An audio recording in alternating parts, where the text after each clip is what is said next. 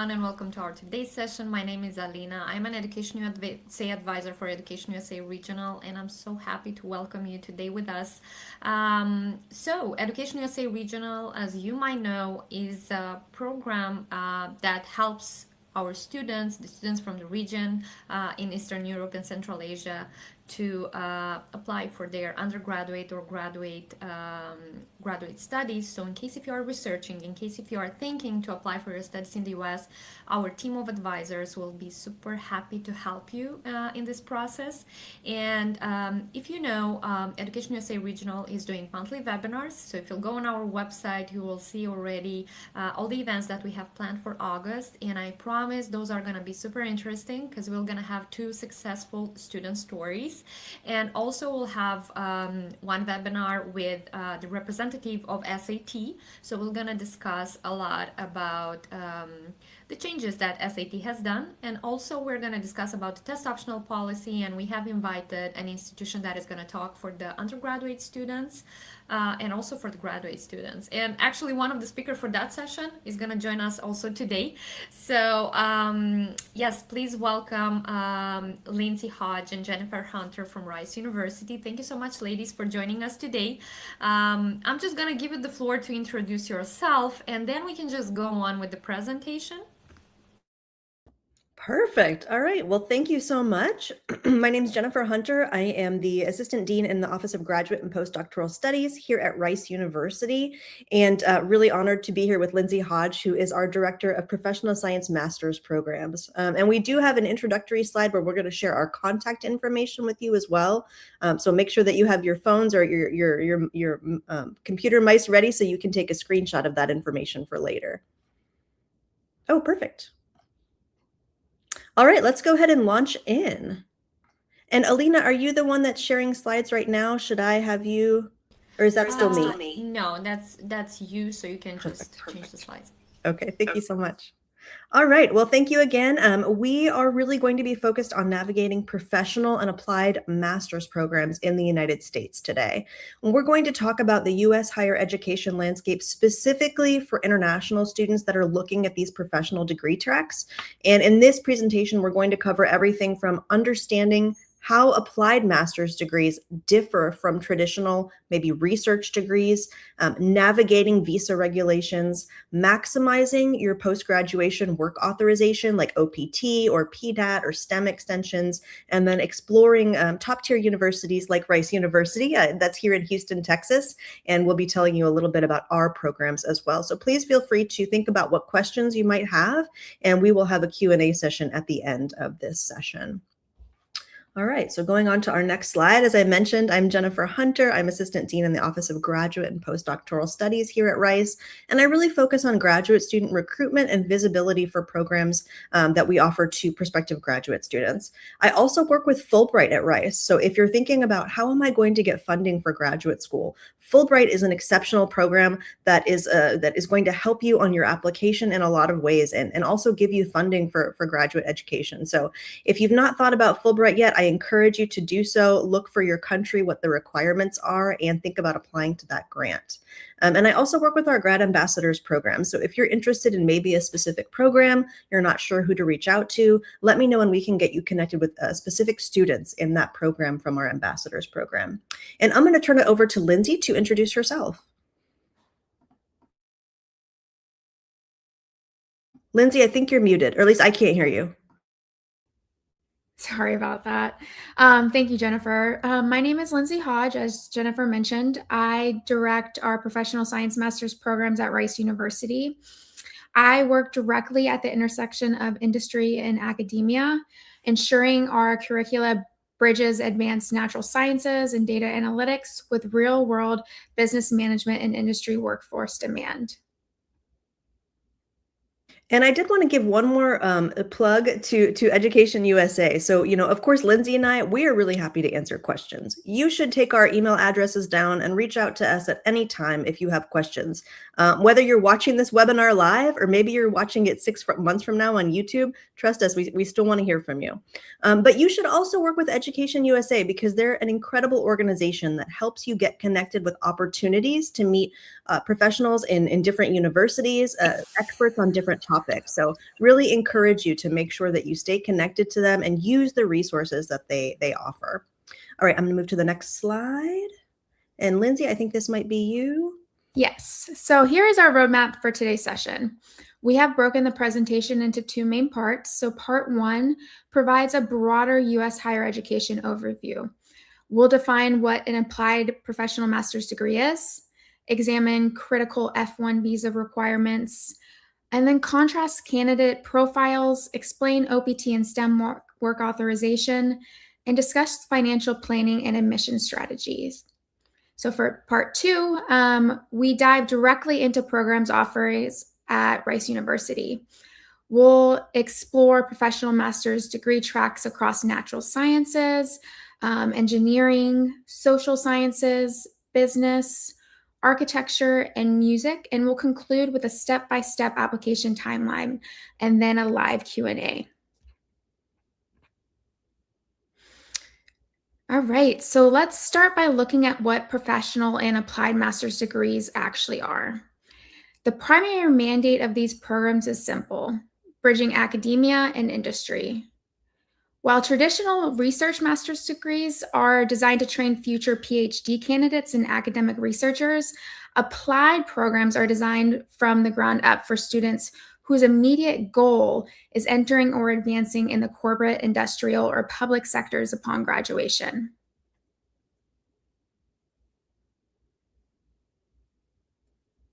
Jennifer, I believe this is you. Talk about these specific degrees and what makes them unique. There's 4 core features that I want to mention. So first, you'll see common degree titles.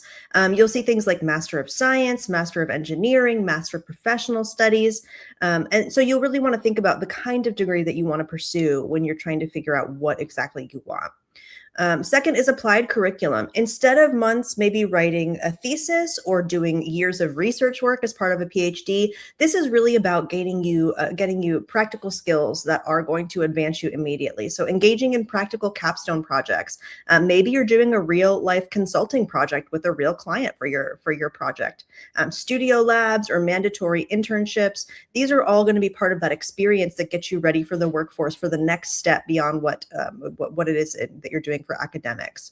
And third, you're going to have a lot of faculty that are experts in their field, that have lived this, kind of a career path that you want. Courses are going to be generally taught by research professors or faculty who are, have experience with the C-suite, our industry practitioners and our consultants. So really important to know that you're going to have a robust and diverse set of faculty that are going to be leading you through the programs. And then fourth, these timelines for these programs are very accelerated. In a lot of programs, you could finish them in as early as a year. Sometimes they are as early as 10 months, and sometimes they take as long as 2 years. It just depends on the program, but this allows you to enter the global workforce with less opportunity costs. So you're not wasting time, doing other things while trying to get this degree. So how do you get here?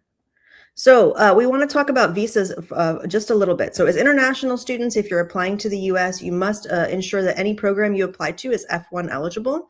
You must be in a full-time degree-seeking program delivered on campus. So you can't do some of these programs online necessarily, but completing the F1 degree qualifies you for 12 to 36 months of US work authorization, which is great. And I'm going to go ahead and skip to the next slide. Okay, is this me? No, this is Lindsay. All right, to help you choose the right path, let's compare traditional research degrees against applied professional master's degree. So a research master's or a thesis MS focuses on original research, methodology, and theoretical frameworks. Now, it typically takes about 2 years. It culminates in a published thesis and often offers funding through teaching or research assistantships. Now, this is ideal if you want a PhD.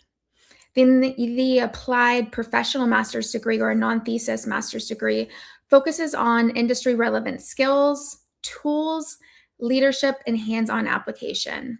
It takes around 10 to 18 months, culminates in a capstone or internship, and is typically self-funded or supported by merit scholarships. Now, this is ideal if you want direct entry into industry roles. So, why are international students increasingly choosing applied programs? Well, the first is accelerated career growth. You gain high demand, specialized technical skills tailored to market needs, meaning you can pivot or step into senior roles faster. The second is industry networking. So, curricula are designed in partnership with corporate advisory boards, which gives you direct access to industry mentors, guest speakers, and campus recruiters.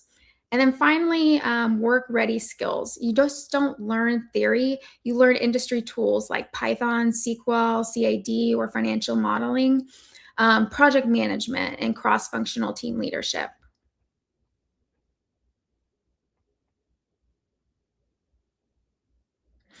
One of the most important aspects for prospective international students is graduation work authorization in the United States. So, all F1 graduates from accredited degree programs are eligible for 12 months of standard optional practical training, or OPT. If your degree is officially designated as a STEM program, which is science, technology, engineering, or math, you qualify for a 24-month STEM OPT extension, which gives you a total of 36 months or 3 years to work in the US without needing an employer-sponsored visa. So this 3-year window provides multiple attempts at the annual H-1B lottery while gaining invaluable work experience. Now let's talk about finances and admissions criteria. So your applied master's programs are usually tuition based and rarely offer full TA or RA tuition waivers. However, a lot of programs offer partial merit scholarships. And because these programs are accelerated, often 12 to 18 months, you spend significantly less on living costs and enter high paying roles much faster. Um, let's talk about admission standards. So, admissions committees look for a solid undergraduate academic background. They like to see a 3.0 or higher on a 4.0 scale. They look at quantitative readiness, a compelling career narrative in your statement of purpose, and strong letters of recommendation. A good mix of academic professors and professional supervisors are recommended. All right. Remember to unmute myself. That's always I always do that once a webinar. I'm like, oh no. So the U.S. application package. What does that look like? So a complete U.S. application package has a few different components. You're going to see kind of standard across the board for any program you might be applying to. They're always going to want to see your academic transcript. So you do not have to have your bachelor's, or if you're pursuing a master's, you do not need those degrees completed to apply. You can be in the final months or final year of that program and go ahead and apply to the programs that you're interested in here in the United States. But we do want to see your transcripts up until the point that you apply. And those might be official transcripts that are required, but for Rice University, we only need the unofficial transcripts as part of the application process. We're looking for your statement of purpose or some collection of essays, and each program might be a little bit different. Some programs might give you specific prompts to follow, and if they do that, then you should definitely follow those to the letter. But generally, we want to know through your essays, this is your opportunity to tell your professional story. This is your opportunity to talk to an admissions committee to talk about why this degree is essential to your career, why this university is a good fit for you, and why you are a good fit for this particular program at this university. So use all the space on the application to your advantage. There are some times where you might think, well, this question doesn't really apply to me as an international student, and you might think that you're going to leave something blank. Don't leave anything blank on the application. If you think it doesn't apply to you, use all of that available space to tell your story and speak to the admissions committee. Letters of recommendation, we want to see hear from 2 to 3 people that know you well, that can speak to your academic potential in graduate school. And really, we would love to see a mix of academic professors or supervisors, people that know you well at a high level that can speak to your potential, as I said. These shouldn't be people like friends or colleagues that you work with. It should be people like a mentor or a manager or an advisor or a professor. Again, people that can speak to your potential. Resume or CV, these are a little bit different. Usually if you're asked for a CV, it's for more of a research track degree. Some professional programs would want to see these as well.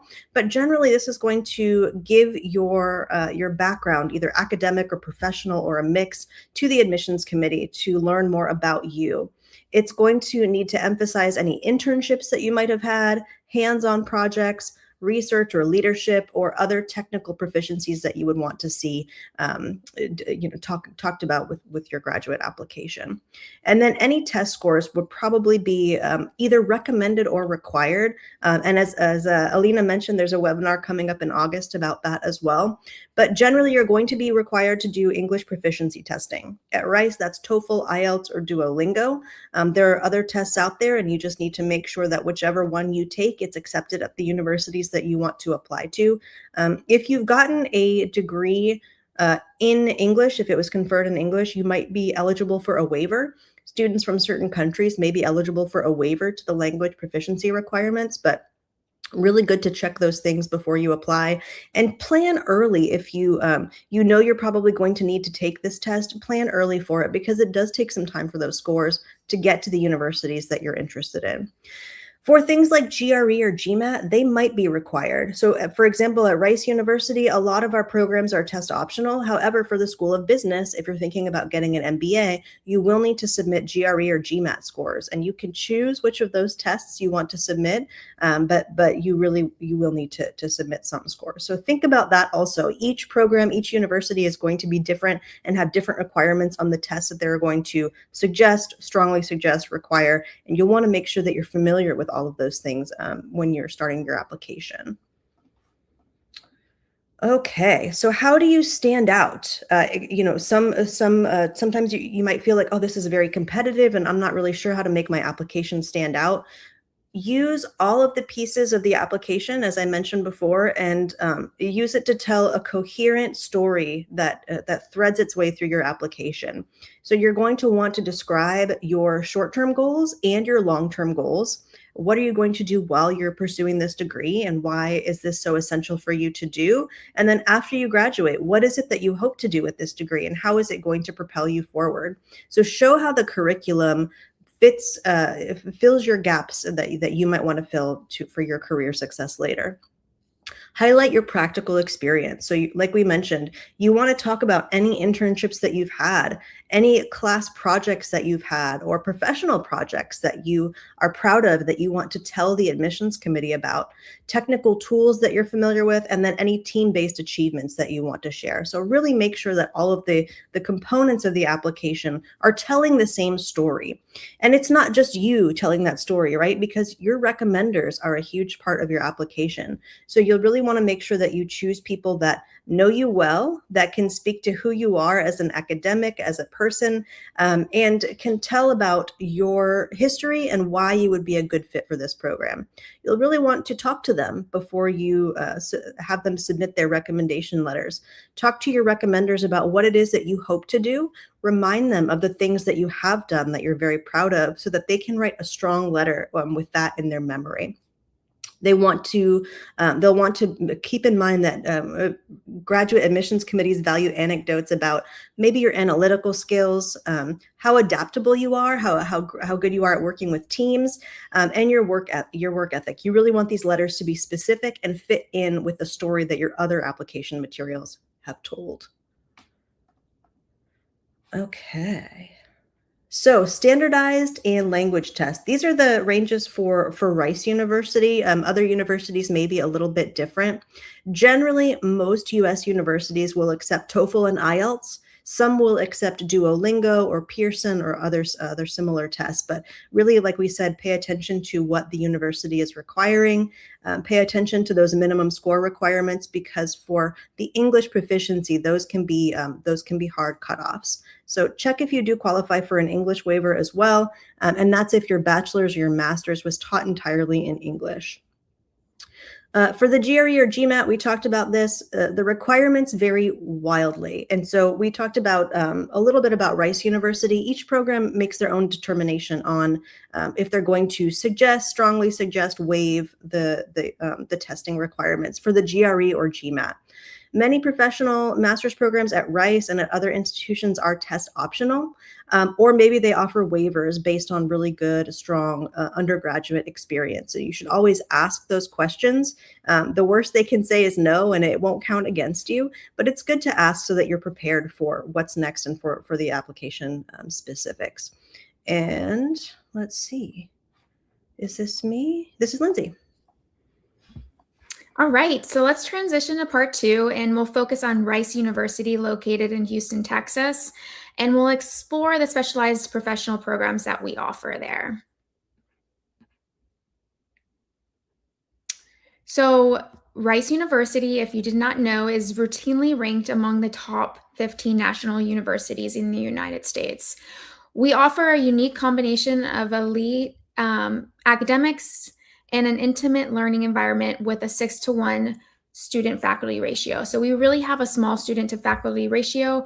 And we're also located in Houston, Texas. Our campus sits directly across the street from the Texas Medical Center, which is the largest medical center in the world. And we're minutes from major global industry hubs in energy, aerospace, data tech, and finance. It is important to note that we do not offer professional degrees in law, dentistry, or medicine. This allows us to concentrate resources heavily on our core STEM, business, social sciences, architecture, and music graduate programs. At Rice University, our professional master's degree programs are designed for students who want to deepen their scientific expertise while gaining the professional skills that employers value most. So like I mentioned before, unlike traditional research-based master's degree, the professional science master's combines rigorous STEM education with business, leadership, and communication training, along with a required internship that provides valuable real-world and hands-on experience.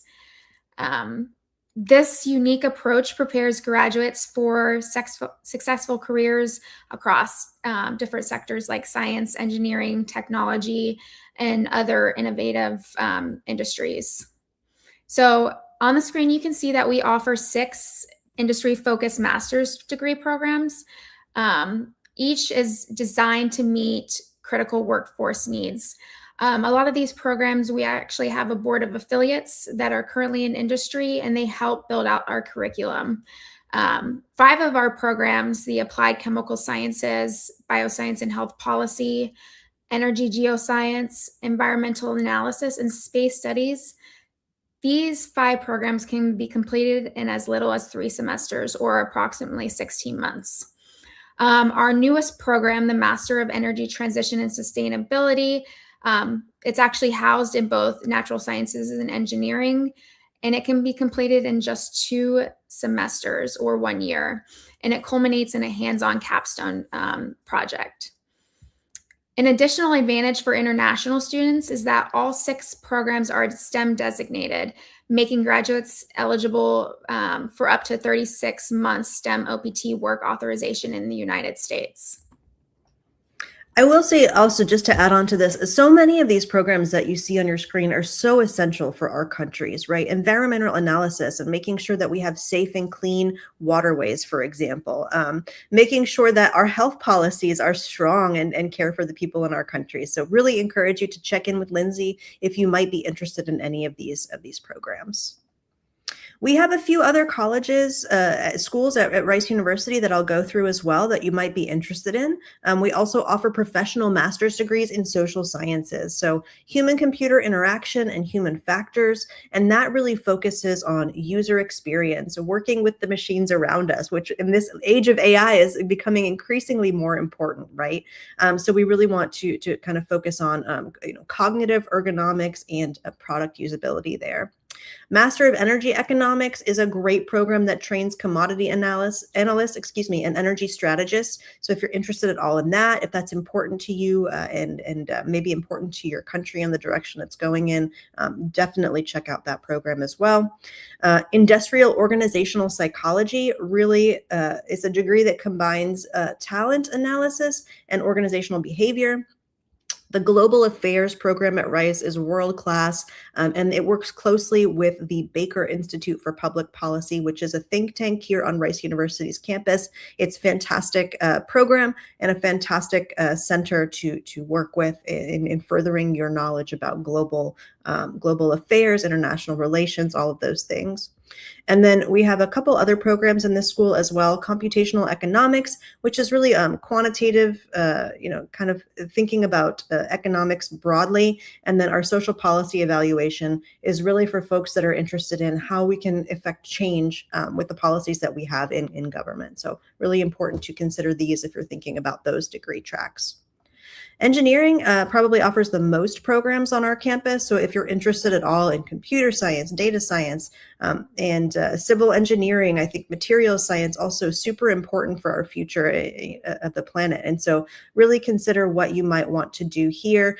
Don't get too focused on a program name. If you think, gosh, I really wanted, this specific type of engineering, think about the academics and what you're going to gain from a degree program that might have a similar name, but might not be exactly what you're thinking that you might want. Think about broadly what might fit for you best for your career path in terms of instead of getting too tied to a degree program name. Most of the programs that you see on your screen for engineering can be completed in 1 to 1.5 years, and they really have a lot of hands-on project work, software engineering, and engagement with corporate partners. As Lindsay mentioned, they have a board of affiliates that's really going to get you connected with industry. So you'll want to look for programs that will help you do those things and get connected and network with people. I did want to call out here that we have a brand new program in engineering that is a Master's of Digital Health. And so if you're interested in health-related fields, that would be a great thing to check out as well. If you are more interested in business, we do have a full-time MBA that has a STEM designated pathway for that OPT extension. We also offer a Master of Accounting or a Master of Finance, which are really intensive one-year programs that focus on really specific things like corporate finance and investment management. And so we'll have links to all these I'll have links to all these hopefully in the chat a little bit later.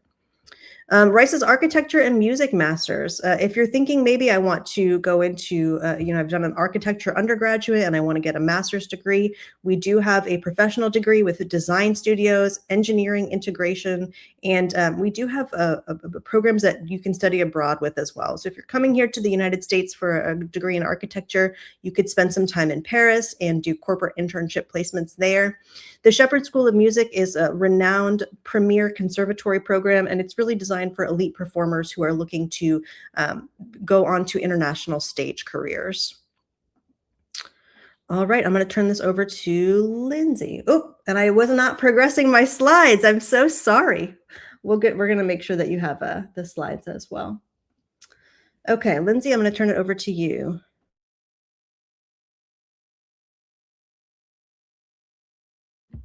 Alrighty, so why does location matter so much for a professional master's degree? We already talked about Rice University and how it ranks nationally, but let's focus on Houston. Houston is the 4th largest city in the United States, and it's one of the most influential economic centers. It's known as the energy capital of the world. It's also home to leading global energy and clean energy companies. There are more than 28 Fortune 500 headquarters located in Houston. The Texas Medical Center, which is located right across the street from Rice University, is the largest medical center in the world. Right down the street from us is NASA's Johnson Space Center, which is home of mission control. So studying at Rice really gives you direct local access to corporate networking, summer internships and jobs, capstone sponsors, and prospective post-OPT employers. So let's summarize what we talked about earlier. So this is what our admissions committees prioritize. So the first is a clear career purpose. It's best if you articulate exactly why you need this degree and how it fits into your immediate job targets. The next is demonstrate solid foundational knowledge in quantitative, scientific, or discipline-specific subjects. Um, and then the third is, you know, the admissions committees would like to see a global and collaborative mindset. So highlight your ability to work in diverse cross-cultural teams on your application. And then they also like to see soft skills and leadership skills. So professional maturity, adaptability, and communication skills are key evaluated factors in your application. So be sure to hit on all of these. All right. Last but not least, what is the roadmap? So right now is a great time to start your research for all of these programs that you're interested in. Most students that I talk to say, I'm going to start with a big spreadsheet and put all of my data points in it that are important to me. So make sure you do your research. Go to these Education USA events, talk to as many people as possible to get good perspectives on what it is that you want to study, and start figuring out, okay, where do I want to apply and what does that look like for me? Now is also a great time to take those English proficiency tests or your GRE or GMAT if you need to do that. Check in with Education USA to see if there are materials that they can give you to help you prepare for those things, and take advantage of any of those resources. Do your tests early if you can. And the reason for that is because sometimes it takes time for scores to get to the universities that you're interested in. Sometimes it takes time to find your scores and match them with your application. So really important to do these things early so that none of your application materials are waiting. You want to make sure everything is ready to go and top of the pile for anyone who's going to be reviewing your application. Go ahead and apply as soon as you're ready. The early bird gets the worm, as we say in the United States. And so you'll want to apply early to take advantage of making sure that if the admissions committee is ready to go, maybe you'll get an earlier offer, which can help you decide where you want to go and what your plans are going to be for the next couple of years. And then once you get your admission, you'll hopefully go ahead and start to enroll, do that visa process, which can take some time. So always really important to do things early, because so many things have long time delays attached to them. I'm going to go ahead and do one more screen for you, which is our QR code, our reach out screen. If you have questions, you're of course welcome to reach out to Lindsay or myself. You have our email addresses, but this QR code will connect you directly to our programs and make sure that you're getting routed to the right people that can answer your questions. So please do scan this, fill in your information so that we can connect with you further. Reach out to us via email if you have any other questions, and we're happy to take questions right now as well. Great. Thank you so much, ladies, for the presentation. I really like that you covered a lot of things, not only talking about professional and applied programs, but also about the application, about the tests, about a lot of stuff, which are super important to the students who are researching now their chances of applying for their postgraduate degree. Okay, so during the presentation we got a lot of questions here, so I'm gonna just put them on the screen and you choose who will answer what. So the first question is, what is capstone project exactly? Could you bring an example? Yeah, Lindsay, do you want to field this one or do you want me to take it?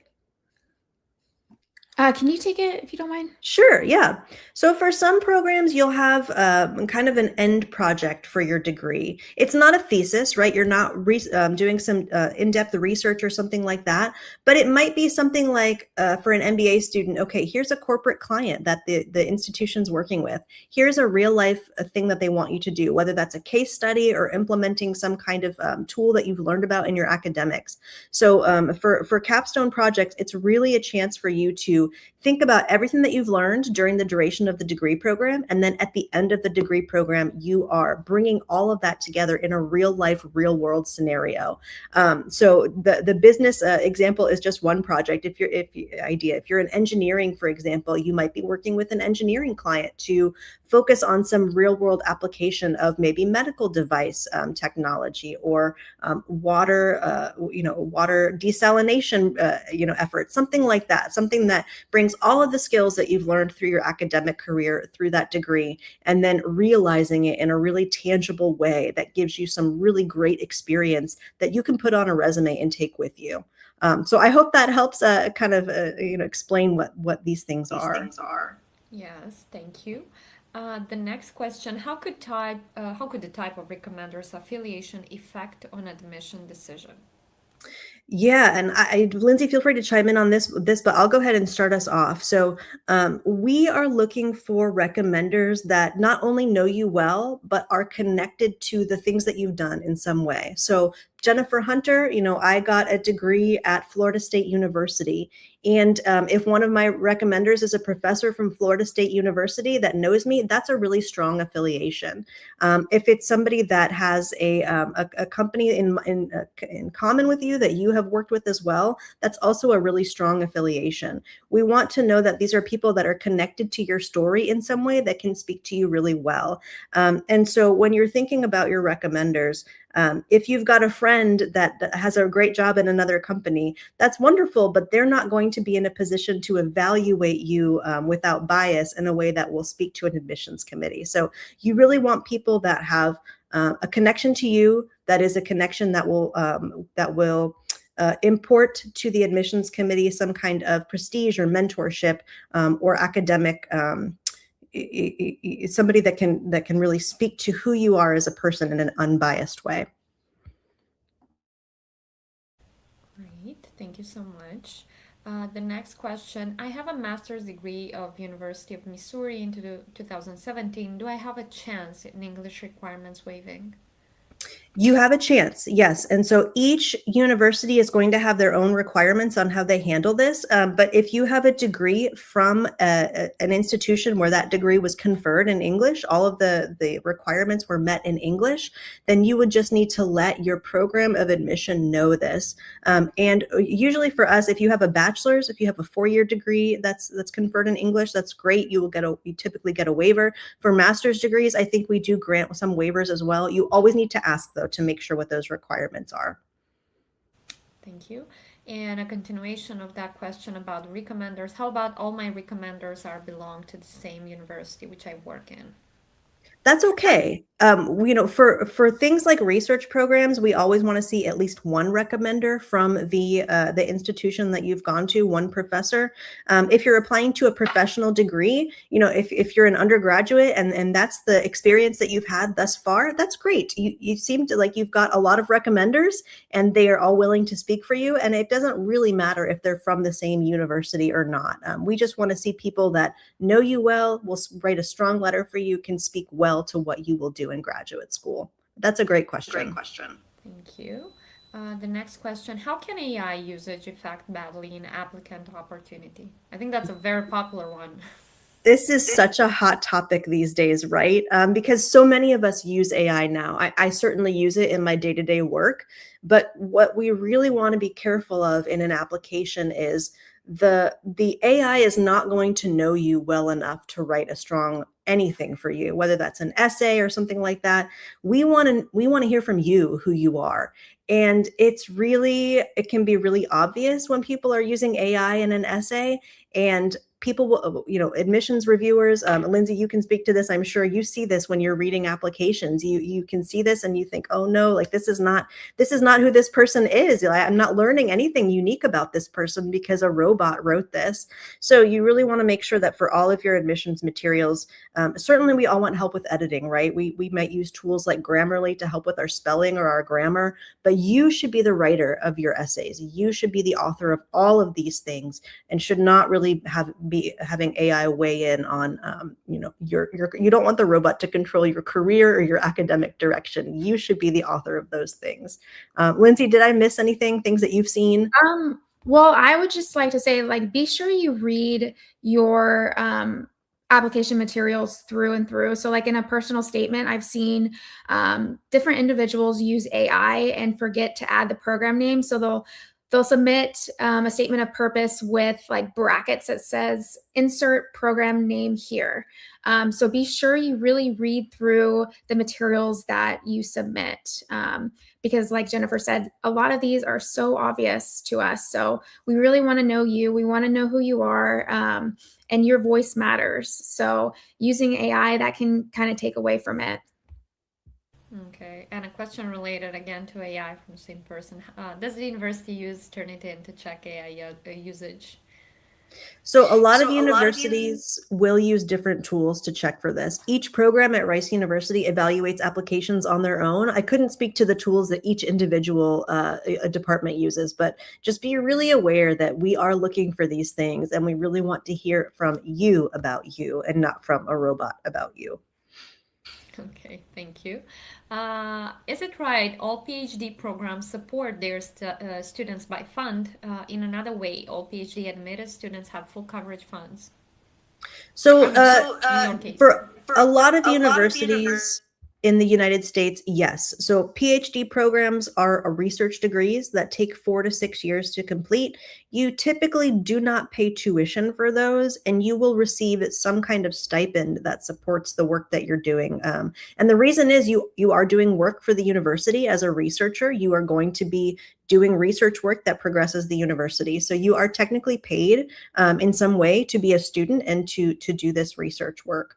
For programs like a doctorate, that can be a little bit different. So we kind of tend to use these words interchangeably, PhD and doctorate. If you obtain a PhD, you are a doctor, but some doctorate programs are tuition based. So if it's a research program, generally you're not going to be paying tuition, and you will be supported in some way by the institution. Yes. Thank you. The next question: is there a program to women in engineering which can be a great opportunity to get admitted for women? Do you have such as at Rice? We don't have specific routes of admission for specific groups of people. So all candidates are evaluated equally. We always use holistic review in our applications to make sure that we're applying each credential, each a piece of the application credential. We want to make sure that we evaluate you all equally. When you are admitted to the university, there are groups for women in engineering. We have a chapter of the Society for Women Engineers, and that's a great opportunity to get involved with fellow females in engineering, for example. So there are programs out there once you are admitted that are affinity groups or cultural groups that will be great for you to connect with. But in terms of the admissions process, we tend to we go for a holistic admissions where everyone is evaluated the same way. Thank you. And one of the last questions I have here: what should I do if I send emails for some professors but I didn't receive any reply? Would you please give me some suggestion? Yeah, and Lindsay can chime in on this as well, but for professional programs, generally, you do not need to reach out to faculty members. So if you're applying to master's programs or applied master's programs or professional programs, those are typically going to be cohort-based admissions. So you don't need to worry as much about making contact with faculty members. What would be good is to make contact with program directors like Lindsay, who do have a lot of insights into the application process and can give you more information. So really encourage you to think about those things as well. If you're going more to a research program, it might be important. If you've not received a reply, that's okay. The goal for you in a research program is just to get your name out there. So, but really encourage you for professional and applied programs. Talk to the program directors like Lindsay. Talk to maybe your program staff that can help you the most. I would also like to say, don't be scared to follow up with the professor. Email them again, said just circling back, just wanted to check in. Because sometimes professors might open an email and then a student comes into their office and they completely forget to reply. So that's just my advice too. Thank you. We have two more questions here. Would you please mention some mistakes that many students do in writing emails to a professor, which I have to avoid? And I think Lindsay just gave an example on how to reach back or follow up. But what about the mistakes that the students are doing? I would say, like Lindsay had mentioned earlier, if you're copying and pasting a template for a lot of faculty members and it's not personalized, that can really be a mistake. So like she mentioned earlier, you always want to make sure that you tailor the message to the professor that you're writing to instead of copy and pasting the same generic message to professors. You want to do your research about the things that they are passionate about. Flattery often goes a long way with faculty members, so you want to keep that in mind as well. I loved your research paper. I loved this talk that you did that I saw on YouTube. Those are always great things to do. Okay, thank you. And one more question, please. I have Doctor of Medical Laboratory Science degree from Ghana. Can I apply for PhD programs? If yes, what major requirements should I need to get before I can apply? So Idrisu, I think this would require some research on your part. I'm not familiar, like if you've got a like an MD degree and you have done research, then I think it's great for you to apply to PhD programs. But you really would need to do your research on each specific institution on what you might need for their prerequisites or things like that, because every program, every university will be different. Thank you.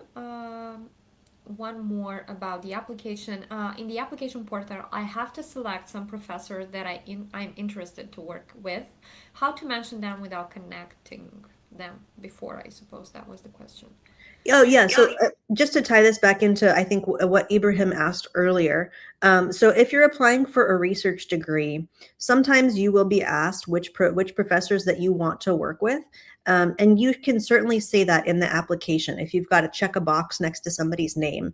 The other piece of this that you'll want to keep in mind is in your statement of purpose, you'll want to work in those faculty members as well, and talk about, hey, if I'm accepted to Rice University, I would love to work with Dr. X because of this reason, Dr. Y because of this reason, and Dr. Z because of this reason.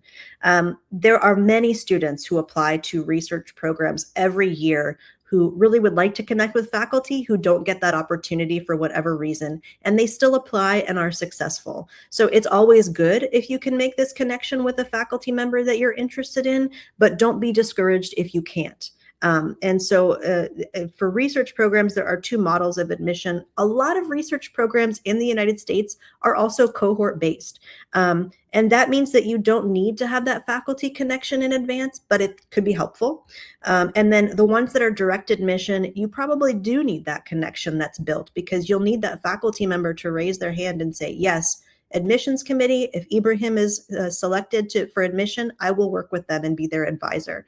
So you need to ask that question of the program. Is this a direct admission model or is this a cohort admission model? And that's really important to ask. But I'm sure that EdUSA will have research focused webinars as well. So definitely ask those questions there. And our today's experience is going to be really focused on the professional programs. Thank you. Thank you so much. I think we've covered all the questions that we got during the live today. And yes, regarding the research experience and regarding the postgraduate degree, we have a cohort of students who are applying for their master and PhD degree, and they have a lot of webinars and a lot of courses specifically. I mean, focused on different majors. So I think, I mean, at this moment, it's not possible for all the students to apply because this program is still ongoing. But if that is going to be successful and we're going to launch it next year, then for sure you can apply for it. It's GSAP, and you can find more information about this program on our YouTube page because we have a lot of webinars with program coordinator Aynash. Okay, one more question here from Ibrahim. I see that he or she has a lot of questions because I'm confused now. I mean, he was asking about woman in engineering. I'm not confused. Is it a man or a woman? Okay. Does this chose in admission if those how I select they do not need more students for this semester? I'm a bit unsure about the idea of this Yeah. question. Ibrahim, This you was about can professors. you should email me if you have questions. I'm happy to talk more to you about your specific situation. So we can talk offline. Yeah, otherwise you can just send in the chat your email, Jennifer, and we can just share it eventually here, and the student can connect you directly. Okay, thank you so much, ladies. I think we are done with all the questions, and I really hope that if those who didn't have the chance to watch us today, they will do it later, and if they will have questions, they can eventually contact us, where they can use your email for additional questions. And I wish you a lot of good students with this new application, and I mean this new cohort of applications that is upcoming now, and a lot of patience to our students who are now in the process of applying. I know that this is a very struggling time for you, and the Education USA advisors, trust me, that are doing their best to help you in that. Thanks once more for the presentation, and thank you once more to those who have watched us today and for your patience. Have a great, great end of the day. Thank you, Alina. Thank you, Lindsay. Have a good day.